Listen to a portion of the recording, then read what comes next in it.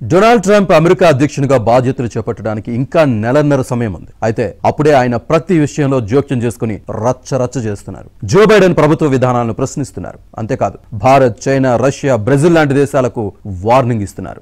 ఏమిటి వింత పోకడ? అసలు H1B వీసా కాన్సెప్ట్ నే ఎత్తివేస్తాయా? అమెరికాయే ఫస్ట్. అమెరికానే అన్ని దేశాల కన్నా గొప్ప. డాలర్ కు తిరుగులేదు. తమనెవరు ప్రశ్నించినా విరుచుకు పడతారు. ఇది అమెరికా అధ్యక్షునిగా ఎన్నికైన డొనాల్డ్ ట్రంప్ తీరు. అమెరికా డాలర్ కు పోటీగా బ్రిక్స్ కొత్త కరెన్సీని సృష్టిస్తే ఆ గ్రూప్ లోని 9 దేశాల దిగుమతులపై 100% సుంకాలు విధిస్తామని హెచ్చరించారు. బ్రిక్ దేశాలు డాలర్ వాడకాన్ని ఆపడానికి ప్రయత్నిస్తున్నాయని, దీన్ని చూస్తూ ఊరుకోనంటూ హెచ్చరించారు. బ్రిక్స్ గ్రూప్ లో భారత్, చైనా, రష్యా, బ్రెజిల్, దక్షిణాఫ్రికా, ఇరాన్, ఈజిప్ట్, ఇథియోపియా, UAE దేశాలు ఉన్నాయి. ప్రపంచ వాణిజ్యంలో అమెరికా డాలర్ ప్రభావాన్ని తగ్గించేందుకు బ్రిక్స్ కరెన్సీని సృష్టించాలని బ్రెజిల్, రష్యా సూచించాయి. బ్రిక్స్ గ్రూప్ లోని విభేదాల కారణంగా ఈ ప్రణాళిక ముందుకు సాగలేదు. బ్రిక్ దేశాలు కామన్ కరెన్సీని సృష్టించబోమని హామీనివ్వాలంటూ పట్టుబడుతున్నారు Trump. Are issuing a new decree to be heard in every city, in every foreign capital, and in every hall of power.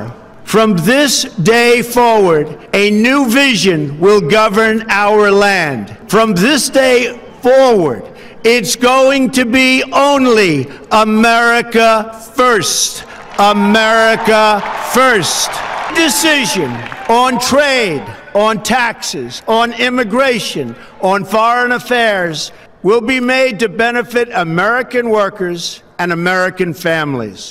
We must protect our borders from the ravages of other countries making our products, stealing our companies, and destroying our jobs. Protection will lead to great prosperity and strength. I will fight for you with every breath in my body, and I will never, ever let you down.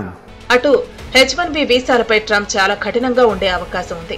అమెరికాలో top యూనివర్సిటీలైన Harvard, మిట్, Stanford లో చదివే వారికి తప్ప మిగతా వారికి వీటిని నిలిపేసే అవకాశం ఉంది. అసలు H1B వీసా పాలసీని రద్దు చేసే ఆలోచనలో ఉన్నట్లు సమాచారం. H1B వీసా లేకపోతే గ్రీన్ కార్డుకు అప్లై చేసే అవకాశం కోల్పోతారు. ఇది అమెరికాలో సెటిల్ అవుదాం అనుకున్న లక్షలాది మందిపై ప్రభావం చూపే అవకాశం ఉంది. పెట్టుబడులు పెట్టేవారు, కంపెనీలు స్థాపించే విదేశీయులు అమెరికాలో ఉండాలి తప్పితే ఉద్యోగాల కోసం తమ దగ్గరకు రావద్దన్నట్లు ప్రవర్తిస్తున్నారు ట్రంప్.